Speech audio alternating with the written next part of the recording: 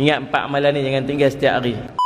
Akhir zaman di antara tanda dia kematian mengejut. Mati mai dengan tak sangka-sangka. Mati kita tak tahu lagu mana. Cuma Nabi ajak dekat kita persediaan untuk kita berhadapan dengan kematian. Tuan-tuan, tolong buat amal 4 benda ni. Dan jadikan dia amalan pada setiap hari, persiapan dan persediaan untuk kita berhadapan kematian. Andai hari itu Allah takdir kita meninggal pada hari tersebut. Yang pertama, Sayyidul Istighfar. Nabi SAW sebut, siapa yang membacanya dengan yakin pada sebelah siang dia, lalu dia mati pada sebelah siang tersebut sebelum daripada malamnya, maka dia daripada ahli syurga Allah, kata Nabi. Dan siapa yang membacanya dengan yakin sebelah malam dia, kalau dia mati pada sebelah malam sebelum subuh, maka dia daripada ahli syurga Allah. Bismillahirrahmanirrahim. Allahumma anta rabbi la ilaha illa anta khalaqtani wa ana abduka wa ana ala ahdika wa wa'dika mastata'tu a'udzubika min syarri ma sana'tu abu'u laka bi ni'matika alayya wa abu'u bi dhanbi faghfirli fa innahu la yaghfirudz dzunuba illa anta. Kita baca sebelah pagi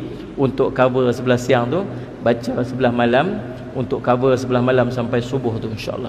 Amalan kedua, membaca Allahumma ajirni minan nar 7 kali pada waktu maghrib dan pada waktu subuh. Penting nah. Nabi SAW sebut dalam satu hadis riwayat Abu Daud dan An-Nasa'i, apabila kamu selesai sembahyang subuh, maka katakan sebelum daripada kamu bercakap apa-apa sesama manusia yang lain, Allahumma ajirni minan nar 7 kali. Andainya dia mati pada hari tersebut, maka Allah akan menuliskan bagimu perlindungan daripada api neraka. Dan apabila kamu selesai solat maghrib, maka katakanlah sebelum daripada kamu bercakap apa-apa sesama manusia yang lain, Allahumma inni as'alukal jannah, Allahumma ajirni minan nar 7 kali. Jika dia mati pada malam tersebut sebelum daripada subuhnya, maka akan dituliskan baginya perlindungan daripada api neraka Allah. Maghrib 7 kali, subuh 7 kali. Amalan ketiga, kata Nabi SAW, siapa yang membaca ayat Al-Kursi selepas daripada setiap sembahyang fardunya, maka tidak akan ada apa pun yang akan menghalangnya daripada masuk syurga melainkan kematian. Maksud dia, syurga duk tunggu dia aja. Yang duk halang dia daripada masuk syurga lah ni sebab satu aja, tak mati lagi. Mati nanti masuk syurga lah dia, mudah-mudahan. Kalau lagu mana pun jangan tinggal ayat kursi lepas daripada sembahyang fardu. Yang keempat, kata Nabi SAW, siapa yang baca raditu billahi rabba wa bil islami dina wa bi Muhammadin rasulah, maka wajiblah ke atasnya syurga.